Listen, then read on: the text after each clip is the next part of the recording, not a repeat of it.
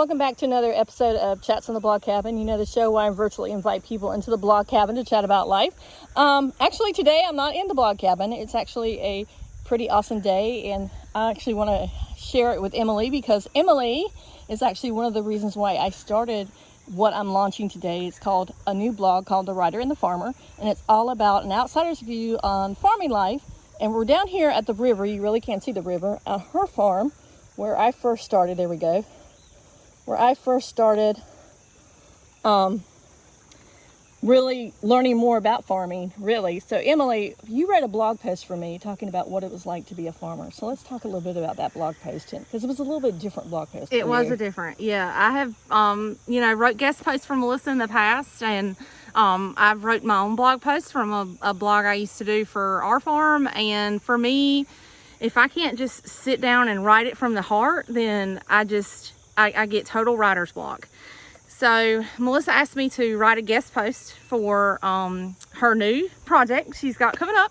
And so I did. And when I sat down, it was just a total different thing that just came right out of my heart. And so it was just kind of different about the joys, the ups and the downs.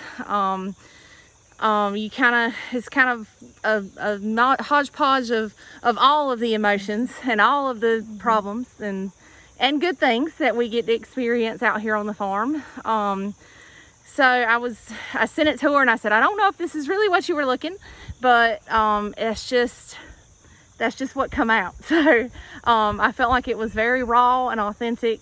And she, Melissa was down for it because she's always looking for authenticity and vulnerability. And so that's what we went with, and she loved it. And so we're going to go with it. So, because one of the reasons why I loved it so much, Emily, is because it is about the outsider's view of farm life and right. Hearing directly from the farmer that, you don't get sick days, you don't get days off. You worry, you constantly are checking the weather, especially with you with agritourism, because you have an agritourism farm.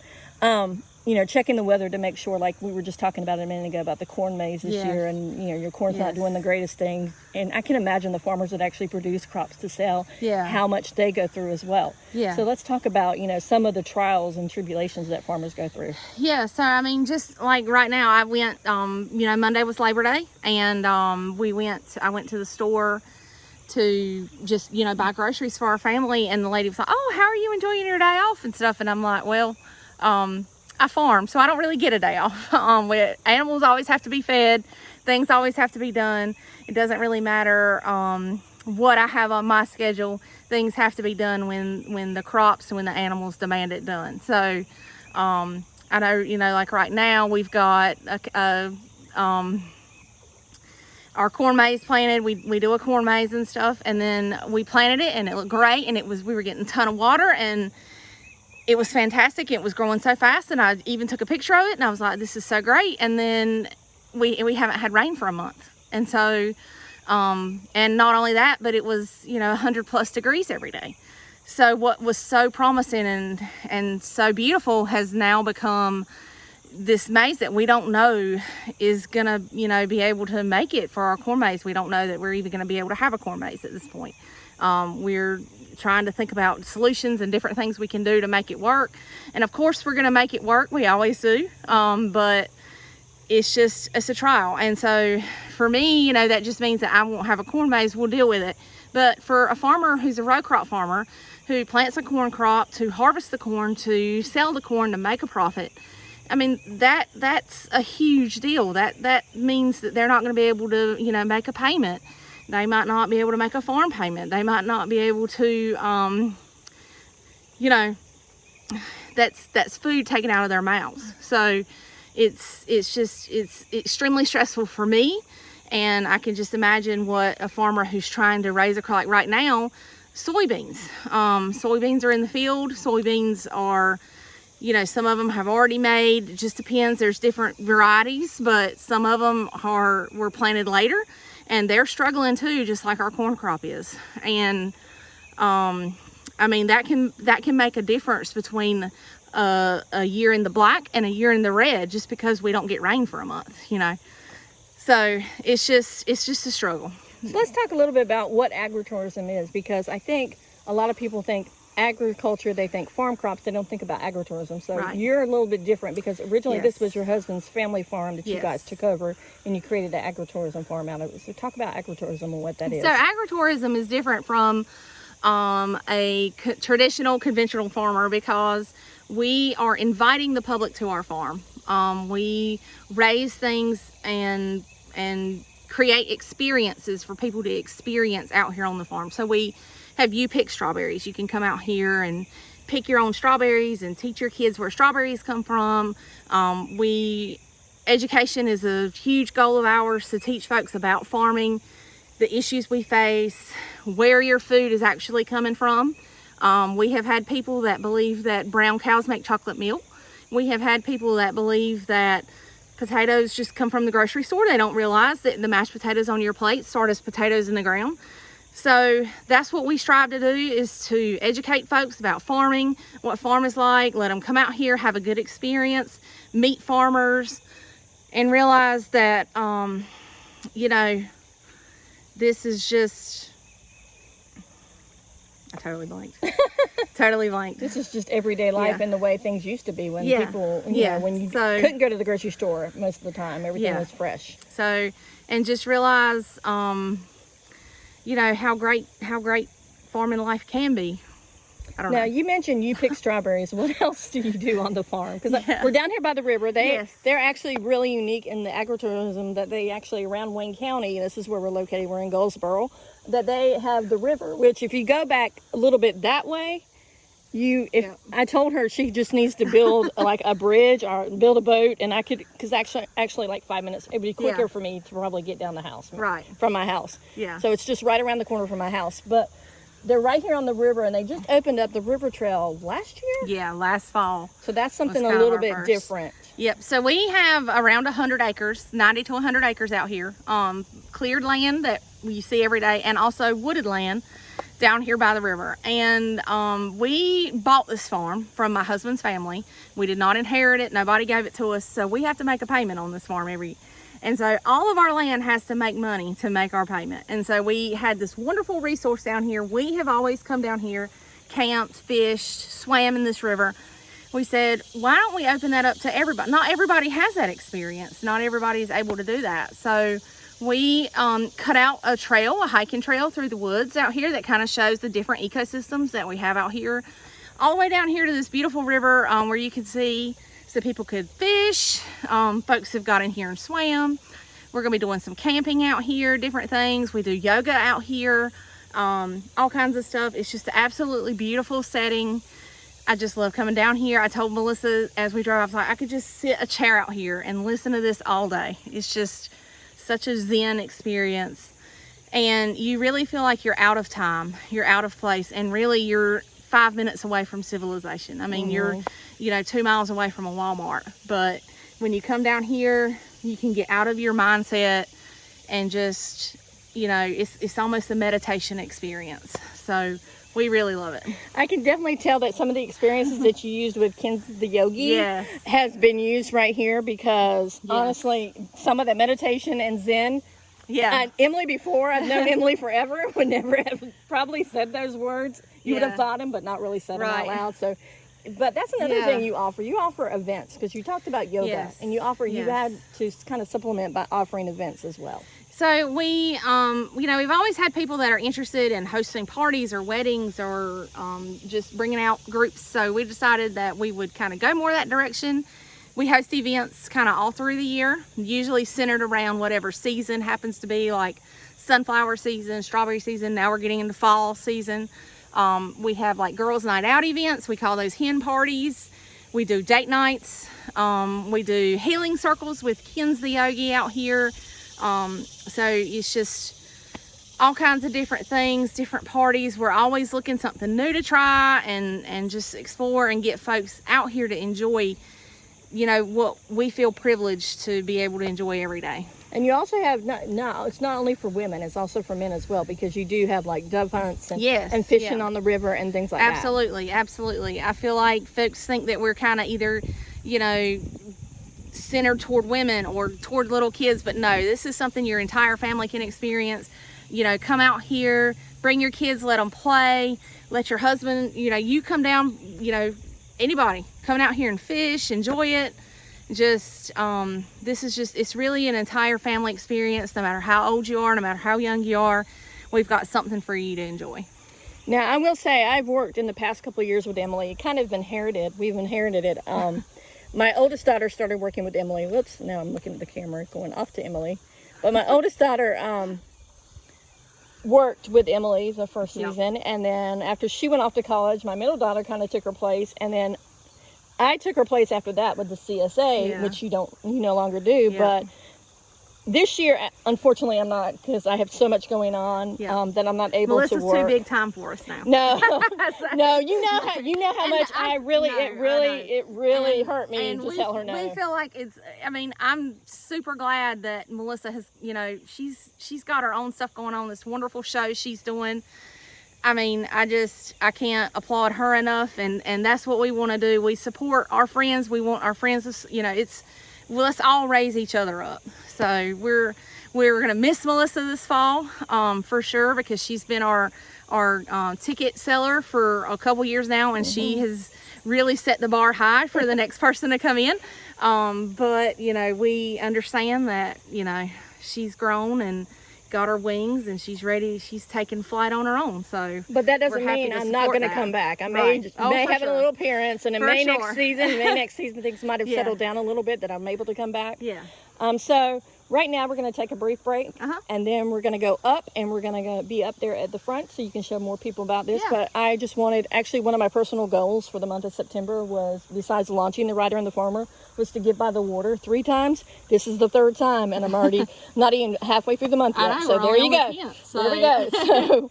So we're going to take a brief commercial break, and then we'll be right back up. All right.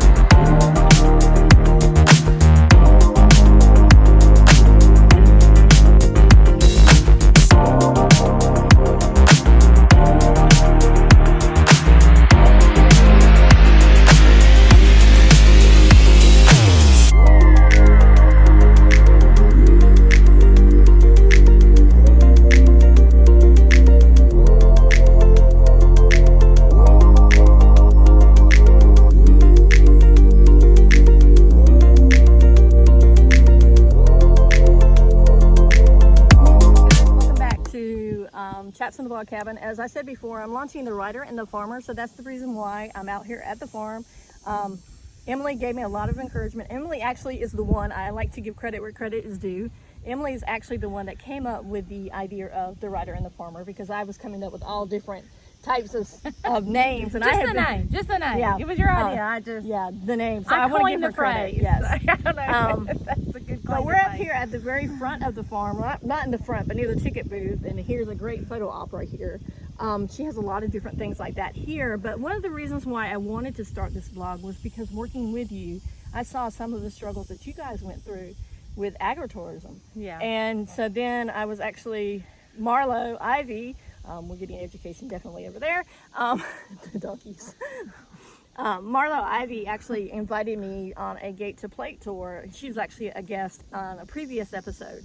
And the Gate to Plate tour really showed me and encouraged me even more. I think after I came back from that tour, I decided that I wanted to do this.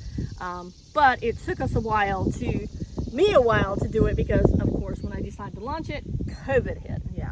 And so actually going to farms and visiting farms was something that I obviously could not do because of the restrictions and the things. So hopefully with the Delta variant that you don't have to do that. But that's one of the things that you as an agritourism farmer have to deal with, is worrying about the pandemic and things like that. Last year, luckily, people were socially distanced. Everybody, people that weren't comfortable were wearing masks and things like that. But what about this year? Because this year that Delta variant is just a whole new. Yeah, it's really, last fall was our first experience with this, and the numbers were much lower, and this variant wasn't around. So this year we're gonna continue on just like we did last year. We're gonna encourage social distancing where we can. We're outside, so we feel like masks are not necessarily required, but of course if anybody wants to wear them, they're welcome to. We will be wearing them in situations where we cannot social distance, just to, we want everybody to come and feel safe and have a safe and time. And so we feel like what better place to go and enjoy yourself right now than outside. You're out here in the sunshine, breathing in fresh air. We've got, like I said, we've got 100 acres. You've got plenty of room to run and enjoy yourself and not feel like you have to be on top of anybody else if that's not what you want to do. We've got the sanitizer out. We're going to be sanitizing all of our play equipment, every so often on a rotation, just to make sure that, we're not having any kind of cross-contamination going on. Just trying to do whatever we can do to make sure everybody can come and have a safe experience out here. So that's what we're going to be doing. We're just going to continue on like everything's still shut down and we still have to put all these restrictions in place. So that's another thing that's one of the reasons why I wanted to start this blog, because I say it's an outsider's view of farming, because like I said, working with you, the first time I actually started working with Emily was when you were doing the CSA, which is Community Supported Agriculture. And I would get up every Tuesday morning. It seemed like it would pour down rain, and she didn't have a huge shelter like she has now, which would be a blessing right now. It would pour down rain, and we'd have to go and get boxes out of her and pack boxes and then deliver boxes. But I remember some of the complaints that you got, that people expected to be like premium stuff, and it was premium stuff, but if they had a little bruise, they were like all upset about it. Yeah. And so let's talk about some of the mainstream media, what mainstream media does for farmers, because they give really small farms a bad rep. Well, I just think that a lot of times in people's minds and in the media's mind, they just kind of lump farmers all into one song. They're all one thing. They're all this huge, big factory farm that is putting profits over safety. And that's not the case at all. I mean, sure, are there huge farms? Absolutely. Are there corporate farms? Yes, we're a corporation. And the reason we're a corporation is mainly because it protects us as individuals from, accidents that might happen out here. If somebody fell down and got hurt, they broke a leg, I don't know, whatever happens. Thankfully, we've never had that happen. Knocking on wood right now. We're at a picnic table. I'm knocking on wood too for you. But, just in case that happens and, somebody did come back on us, it kind of gives us and our family some protection from our business liabilities. So, and that's a lot of reasons why, other farms, family farms are, becoming LLCs or incorporations, because it gives them a level of protection. It gives them some tax benefits as well.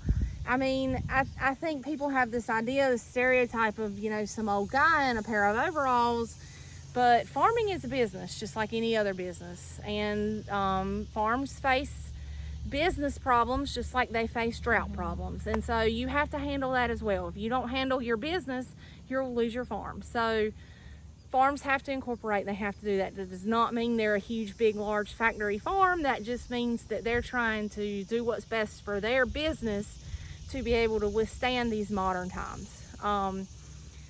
I think there's a lot of different farmers. There's no two farms that are exactly alike.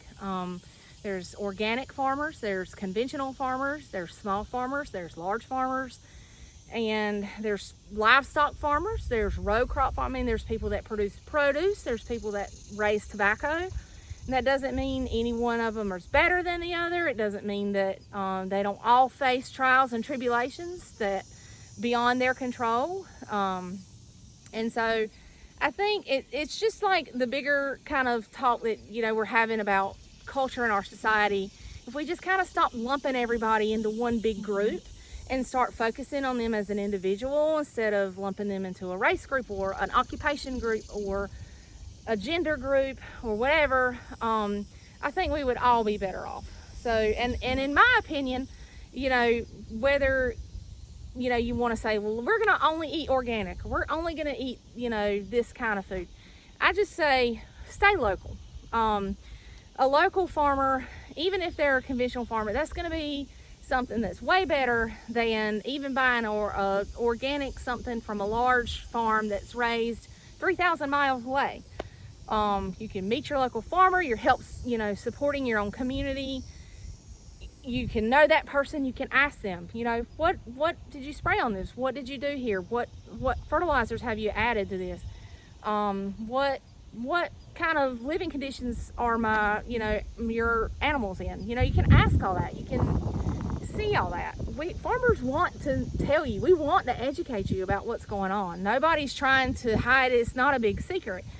But you can't get that from buying a container of lettuce that's coming from California. You can't call that former farmer in California and say, hey, what did you put on this? I mean, you don't get that experience. So I always say shop local as best you can. There is one exception that I have found going through my research, and that's I actually went to an event a couple weeks back in Durham. It's called, I think it's the chicken. I may be wrong, and I'll put it in the link in the show notes if I'm wrong. I'll actually link to the site as well. I think it's called Farmer Strong, and it's a brand of chicken that you can actually go and they actually put it in a code, and you can go on their website and look up, and you can find out exactly where the chicken came from, where the farm came from, and they weren't directly with the farmers. They don't go through like the middleman, like the processing plant or anything. They work directly and they work with the farmers. Yeah.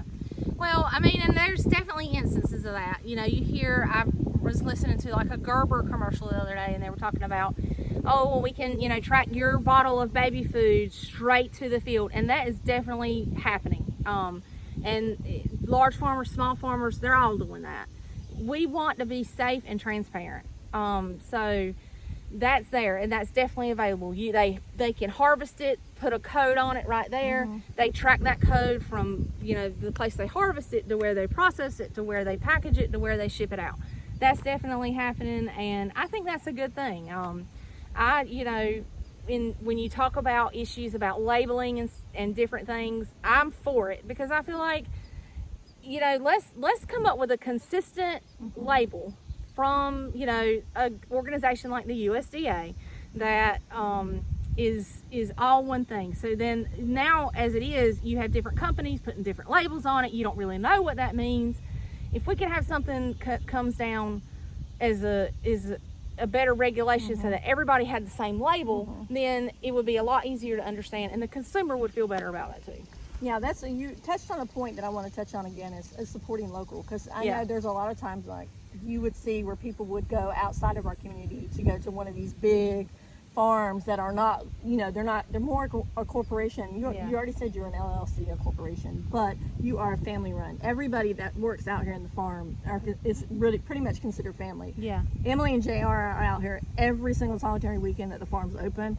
They're out here at every event, even on the hen parties. JR is out here at the hen parties as well. He's the only male in the hen parties. He tries to escape as quick as he can. But he's out here setting up. He'll run around. He'll go pick up if she's getting food catered and he has to go pick it up. He'll do all that. So it's a family-run operation. And you got to think about it. Wouldn't you want to support a family? Like you go out and you go to, like, let's say Walmart. You're giving someone's wages when you're working at Walmart. So wouldn't you want to come and give someone locally wages as well? Because, I mean, everything, I've seen her many times being discouraged because people have gone to bigger farms. Where out here, it's a hidden gem in Wayne County. And I think last year was your big breaking point when everything shut down from COVID. People realized it was out here. Yeah. And I think the big push from the community, because I think the Chamber of Commerce at that point, you joined the Chamber of Commerce, and they pushed it out a lot too as well. Yeah, we did. We had a great year. We had a lot of community support, and we get a lot of community support. And we're thankful for everything that we get. We really appreciate it. We have some folks that drive from out of town. That's great, and we love it. We feel like we're bringing some more revenue in for our county, for our other local businesses around. They might come out here and hang out all afternoon, then they're going to stop and eat somewhere on the way home. And so we're hoping that we can be just a little part of that puzzle, and we're thankful for it. Now, on top of that, she also just mentioned, going and when people come in from out of town getting lunch, they can actually pick up lunch and come out here and eat at the farm, because she has right now, I'm looking at, 6 picnic tables right here, but there's at least another 6 or 7 underneath the the Yeah. shelter, and then there's even little places where you can put blankets on the ground if you want. If you wanted to take your picnic by the river, you could do that as well. So Yeah. you know, if you want to support the local community by buying something and bring it, even if you want to bring a picnic lunch from home, because a lot of people are really funny about right now Yeah. going through Yeah. restaurants, but bring a picnic lunch from home and come out here and spend the day. It's a great time. The kids, I will tell you, by the time, if I don't know, you probably won't have the corn crib again this year, right? No, we're unfortunately probably not going to do that again. It's last year it was not recommended by the NCDA, the state agriculture office, that we not have a corn crib because of sanitation purposes. There's no easy way to sanitize that and to keep it sanitized for people, so we are not going to have that again this year. And it's a bummer for us too. We love the corn crib. I swear it's like the best experience to go and just kind of sit down there and mellow out in that corn. But we just decided, you know, for safety reasons, we're not going to have that again. And actually, it's normally the end of the season picture that she has. And last year we couldn't do it. I know. All the workers that are working the very last day, climb in the corn pit, and then just take a picture. Yeah. But what I was getting at was the kids will come out and run and play, and I've seen a lot of kids crying Yeah. because they don't want to leave. Oh, absolutely. I mean, and it's music to my ears, so I know it's, you know, difficult for parents, but I mean, that's one thing that we get a lot from feedback from customers that come, is that they feel very safe to be here and let their kids just run and have a great time. We have plenty of wide open area. I mean, they, you know, like I said, we've got acres, so just let them come and run and enjoy it. And they'll sleep very well for you that night, because and you will probably find sand and corn and whatever else in their bed in the morning, because they've had such a great time. So that's one thing that we do get. I mean, we're, you know, like Melissa said, we're a family run place. We have a family, we have kids. Our kids are usually out here, working or not. They've grown up out here. So we feel like it's just a very safe environment for folks to come and have a good time. And speaking of the kids that grown out here, when my oldest daughter, Maddie, actually started working out here, Reese was just a baby. Yeah. And now, how old is Reese now? My youngest is 8, so they're no longer babies anymore. But Maddie said she can remember swinging on the swing sets. Yes. And there's been a lot of changes every year that they have implemented. I don't think this year, maybe the healing circle has changed. But yeah, we've added some lights and stuff, and we've got some plans about some new attractions to add as well. We're going to be doing some painting, just some cleaning up, some general stuff. We did a big renovation last year. We kind of moved everything around. This year we wanted to just kind of like maintain that, you know, add on some things that we didn't get to do last year, but just kind of stick with that. And then who knows what 2022 will hold. So we're kind of waiting. Who knows? Who knows? So we're just hoping and praying that you have an amazing season this season. Yep, because we're gonna last try. year was like every day. I don't think there was a day during the fall season that this parking lot did not have at least 20 or more cars in it. We had an amazing season, and we're just hoping that we'll be able to have that season again. So that's what we're looking for. And she, not only does she have like the picnic tables, and she has swing sets out here, there's a hayride. We've got all kinds of stuff. We're going to be doing hay jumps. We fill up the yard with different things to do that we don't have year round. Hay jump, games, just different kind of fun things for kids to do. We've got all of our animals over here, just chilling, hanging out. They're all super friendly and love to be, you know, petted and fed grass and yellow flowers. And so we've got our swing set, our playground area. We'll do hay rides. We'll have pumpkins, tons of pumpkins. Hopefully around mid-October, we'll have some sunflowers blooming again. And we also open our river trail up anytime we're open in the fall, for folks to be able to go down there, enjoy, hike in the woods, and just kind of get to experience that environment. Now, one thing, and you do also do photography. You do have photo sessions where photographers can come in and pay like a day fee, and they can have sessions out here all day long. The only thing that you ask is not to kind of interfere with everybody else that's what they're doing. So we, you know, all year long we host photography sessions. We love having photographers out here because we like seeing our farm through that lens. We have daily rates, seasonal rates, and annual rates for anybody that might be interested. We have, you know, just changing seasons all year long. I mean, just the scenery. And then, of course, you know, like we have our sunflowers planted. We'll have pumpkins coming up. All kinds of different, you know, opportunities for you to come out here with your families and groups and whoever you're taking pictures of to enjoy. I will say that since I normally work in the ticket booth, unfortunately, I'm still crying. I'm still upset about that, but I would see almost everybody, unless I was on break, coming through, and people were talking about they never even knew this was out here because they're kind of hidden. If you're not really sure where it's at, like if you're coming from Raleigh and you're coming down 70, you want to take the 581 exit and take a left. And then right after you go past the light, and it's Claridge Nursery Road, I think it's the second or third left. I'm right. Yeah. There's a whole bunch of subdivisions, but it's the only really road. Yep, it's the first state road to your right. So you'll notice it there. It's a big sign right before you cross the Little River Bridge. You'll see the bridge coming up, and our road goes off to the right. That's the road we're located on. If you're coming from Goldsboro, Kinston, New Bern, that area, it would be easier to turn right after you cross the Little River Bridge. Right there's a stoplight, and there's a McDonald's right there on the corner. Take that road. We're down on the left, on the right, sorry. We're down on the right a little ways. So we're out here. If you search us, in your GPS or whatever, it'll come up. We have no problem getting directions out here. We're not that remote, even though it seems more remote than it is. Just make sure that when you're typing that in that you put Odom Farming Company and not Odom Farms. There is a Odom Farms on the other side of our county that is the commercial sweet potato watermelon grower. We are not them, so if you go there, you will be a little bit disappointed because you're not going to be here, and then you'll have to come over here. So just make sure when you're typing it in that you put Odom Farming Company. I do want to get back to the animals because out of all the animals, I think you had 3 that were actually born and raised here on the farm. We've got 3 donkeys, 2 goats, and a cow. So both of our goats were raised here. Our cow came here, I think she was not a year old when she came.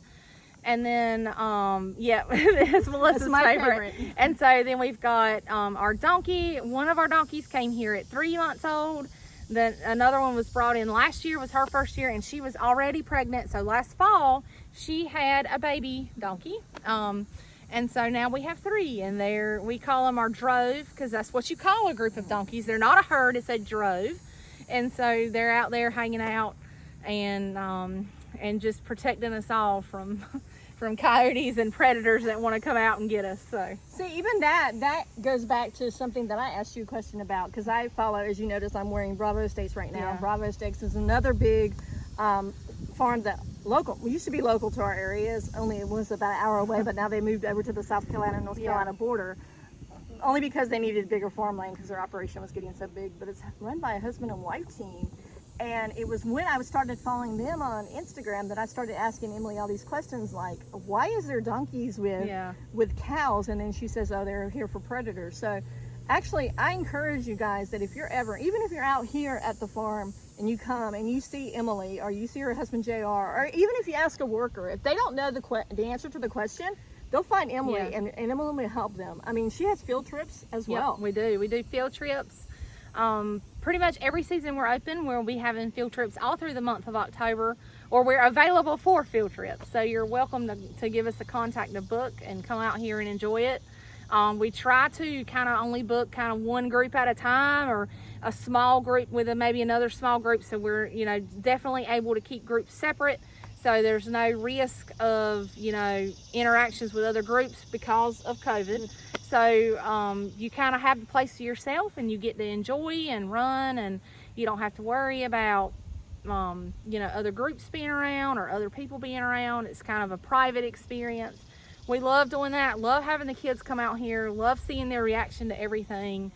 So if you're interested in that, let us know. And you don't have to be a school. You can be a family if you want to just do a family. We say groups of 10 or more. So if you've got, a big family group wants to come in and do that, get all together, let me know, as long as you've got at least 10 people. And then we're also going to be doing some open field trips this year, like for families that might want to come at a time when it's not busy, or homeschool groups or something like that, to come out and enjoy. We know we've got a lot more kids homeschooling these days because of the uncertainty around, and so we will be doing a couple of those coming up in the month of October. So that's coming up too as well, and that would be an opportunity for a smaller group to come on in and jump in and enjoy the farm. Now, we talked about all the different ways that you diversify. Number one, you do your U-pick, you Yep. do your fall fun on the farm. I almost forgot what it was called, and I'm working it out. You do your sunflowers in the spring, summer, and the fall season, because you try to do it kind of like all together. You also have your hen parties, you do your dove hunts, but you also can book the farm. Like, you had a wedding out here. Yeah, we did. We had a wedding out here this summer on the hottest day of July that ever was. But yes, we do. You can rent the farm out for parties, events, group meetings, weddings, whatever you want to do. You can find all that information on our website, odomfarmingcompany.com, or contact me and we can talk about it and come out here and meet and see what you've got in mind, what kind of event you're looking to have. And we can see what you know, we're just a pretty small place. We can pretty much accommodate anything. So we'll be happy to do that. And see, so when you think about it, I know a lot of people think farming, they think row crops, but there's so many different ways, and that's one of the reasons why I wanted to start this blog, The Writer and the Farmer, is because I wanted to show not only just one farm. I wanted to showcase, and hopefully I'll be able to do more on location things. I'm shooting for once a month, doing it on location. I know I have a long list of people already that have said I could come, or that people that are already interested in doing this, but I wanted to show you that it's not just about row crops, and it's about the families behind the farm, because a lot of times when you see like these nuisance lawsuits, because I know you wrote a blog post about nuisance lawsuits with the Smithfield pork, is that a lot of people don't think that, they think they're hurting the corporations, but what they're actually doing is they're hurting the small farmers that are raising the pork or the meat or everything for them. Luckily we buy directly from Bravo. They're not we're a member of their co-op, and we're buying directly from them. We're not going through a third party. But still, if you're still going through a third party, you're still going to support that local farmer. So think about that, because a lot of people that are moving into these pig farms or hog farms, and they talk about the smell, they moved in after, not before they're built, and they're having a problem. I'm like, you knew they were there to begin with. Yeah, hog farms really get a bad rap. I think that's really what most people think about when they think about a factory farm.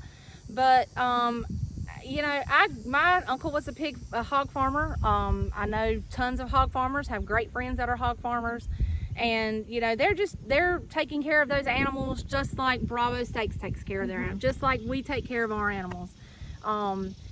I feel like, you know, people think, oh, well, they're pumped full of hormones and antibiotics, and no, they're not.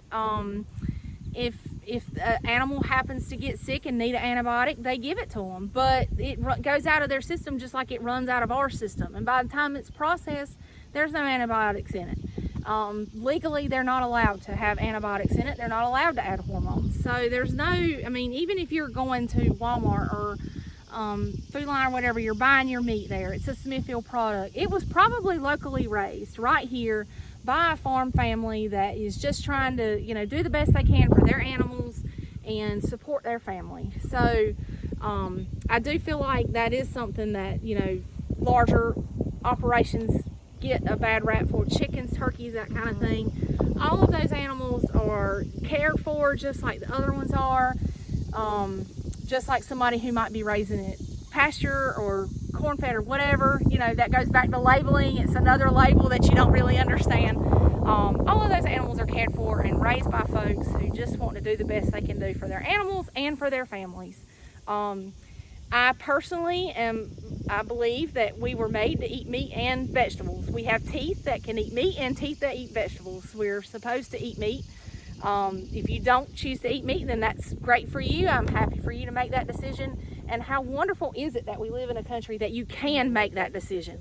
You know, we have all these options, and it's wonderful and great. That doesn't make anyone better than the other. It doesn't, just because you eat meat doesn't make you a better person than somebody who doesn't eat meat, or vice versa. So we have to raise these. Everybody can't have a pig in their backyard like we used to, you know, hundreds of years ago.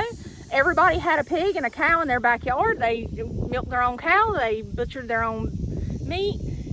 We live in a society that we can't do that anymore. We have to depend on other people to do that for us. And that's what these hog farmers, cow farmers, chicken farmers, turkey, that's what they're doing. They're raising this meat so we don't have to. And I mean, aren't you glad, you know, that you don't have to like come home and wring a chicken's neck to eat? I mean, me personally, I'm pretty glad that I'm not having to, you know, to do that. So they get a terrible bad rap, and it is totally undeserved. I mean, are there bad actors in the world? Absolutely, absolutely.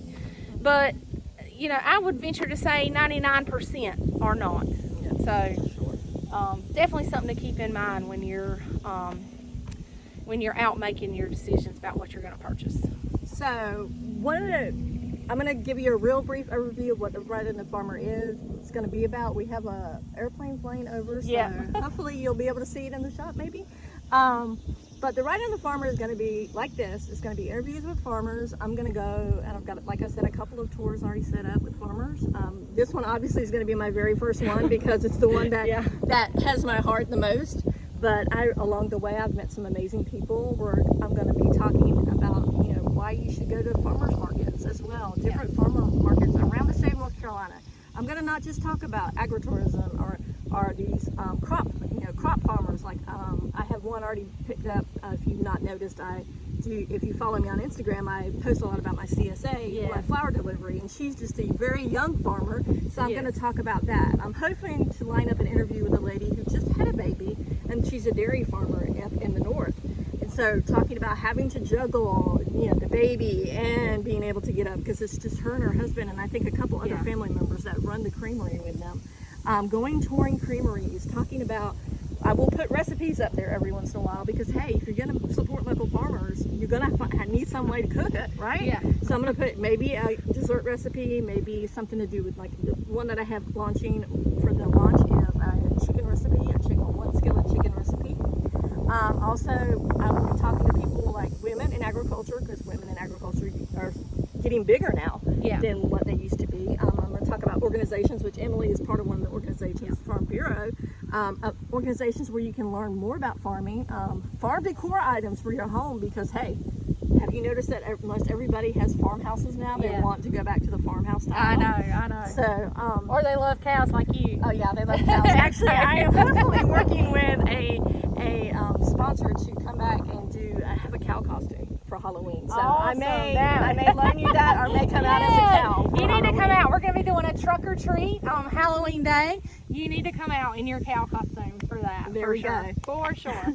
And then and also like books and educational items to help you, not only yourself to learn, but for your children to learn as well. Because I think at the field trips, a lot of the kids were like, wow, like I remember one field trip that we had something, I think it was a melon or something that was left over from the season. Yeah, no, we had an acorn squash. Yeah. So, and that was really cool because the kids were like, oh, well, I wonder what it looks like inside. So I took a hammer and beat it so we could see what it looked like inside. I mean, a lot of parents talk about, well, I can't get my kids to eat this, or I can't get my kids to eat that. Well, I've had so many parents say, well, my kid eats this because they know it comes from the farm.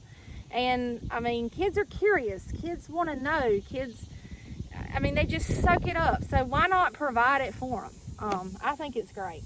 And hopefully one day, I'm gonna put this out there, so I'm gonna put this out for you, Emily. I want to follow you around one day. Oh gosh! And do exactly what she does every single. I only see part of what she does, but like when the fall season kicks off, and like I'll just come out here, I'll be like total observer, but I'll help her and I'll work with her and I'll follow her around and just jot down everything that she does in a day.